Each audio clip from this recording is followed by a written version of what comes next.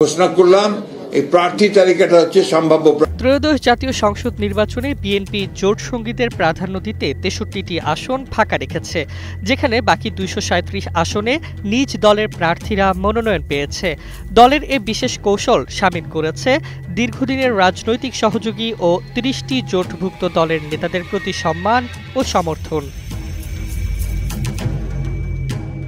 বিএনপির সমর্থিত ৩টি প্রধান জোটে রয়েছে ৩০টি রাজনৈতিক দল, নাগরিক ঐক্য, গণ অধিকার পরিষদ, গণসংহতি আন্দোলন সহ ৭ দল নিয়ে গঠিত গণতন্ত্র মঞ্চ ভেঙে গঠিত ১২ দলীয় জোট এবং জাতীয়তাবাদী সমমনা জোট নামে একত্রিত ১১ দল। এসব জোটে ফ্যাসিবাদ বিরোধী বিভিন্ন দলও দৃঢ় অবস্থানে রয়েছে।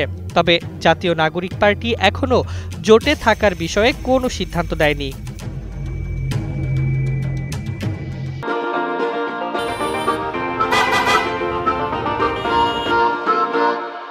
বিএনপি রাজধানীতে ৭টি আসন ফাঁকা রেখেছে। নাগরিক ঐক্যের সভাপতি মাহমুদুর রহমান মান্না যে কোনো একটিতে লড়তে পারেন।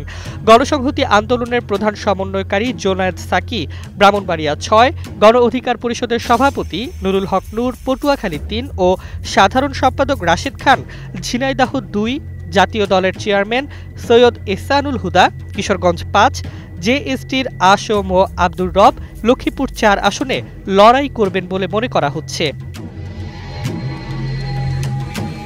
এছাড়াও এলডিপির অবসরপ্রাপ্ত কর্নেল অলি আহমেদ চট্টগ্রাম ১৪, মহাসচিব ডক্টর রেদওয়ান আহমেদ কুমিল্লা ৭, বিএনপি জোটের জাতীয় পার্টি বিজেপির chairman Andaleeb Rahman Partha Dhaka ১৭, National Democratic মুভমেন্টের চেয়ারম্যান ববি হাজ্জাজ ঢাকা ১৩ প্রার্থীদের জন্য আসন ফাঁকা রাখা হয়েছে।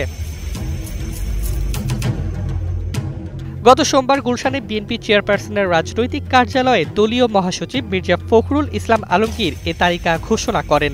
তিনি বলেন, দীর্ঘ ১৬ বছর পর আমরা গণতান্ত্রিক নির্বাচনকে সামনে রেখে ২৩৭ আসনের প্রাথমিক তালিকা দিয়েছি। যেসব আসনে জোট শ্রদ্ধা প্রার্থীরা লড়বেন সেগুলো দল সমন্বয় করে নেবে।